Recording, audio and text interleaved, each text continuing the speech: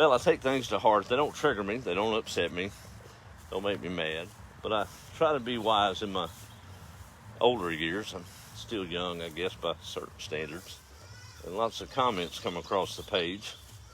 I see different ones that question things when we share little stories of faith and all, and ask some pretty poignant questions, kind of doubting, I guess you would, the existence of God and why he allows things in their terminology, and why bad things happen to good folks, why innocent kids die, things of that nature. Well, I've made it a practice not to really engage on those comments, because one or two things is going on. Either they're just being, I don't know their story, I don't know the tragedies that they've encountered or what they're going through, and if they're genuinely seeking out answers and looking for things, that's one thing. But if they're just trying to stir up a big argument, I just respectfully decline.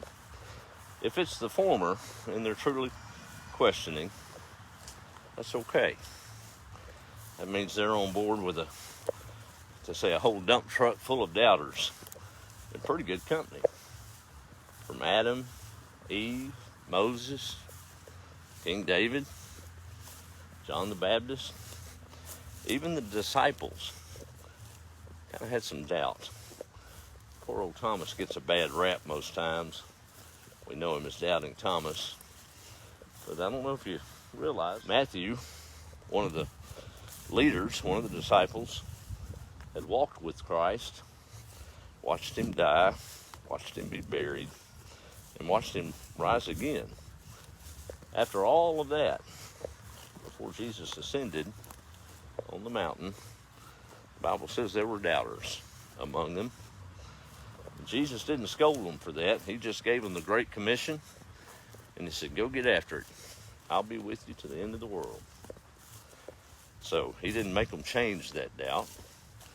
He told them to go forth and to trust. So I think that's what we have to lean on. I do wonder sometimes, and I guess it's okay to think about that, trying to figure out how to put it to maybe peel back the mystery or why the bad things happen to folks. We all seen it. We see the tragedies around us. And I've come up with the answer. It's pretty easy. I don't know. Sure don't. There's no words I can put together, no story I could tell that would probably settle the matter. Human mind can't grasp some things, can we? There's billions of stars in that sky. We can't see them with the naked eye, but there's telescopes and technology that lets us see them. We can't even fathom a billion. Really can't. If we said billion every minute of our life, just said the word billion, we wouldn't hit 5% of the number billion by the time we turned 100 if we were blessed to live that long. It's hard to quantify belief when you boil it down. So I think it hit me today that I'm okay with not knowing all the answers, because I know a guy that has the answers, and I work to have a personal relationship with him. And for those that doubt, it's all right. Always glad to engage with anyone that wants to have a dialogue and a conversation about the good Lord and my belief, but it's not my job to convince you. It's my job to be a light and to continue to trust. I believe that's a full-time job enough in itself, isn't it? What are y'all doing? They said, we're eating and we're following you. Well, there we go again.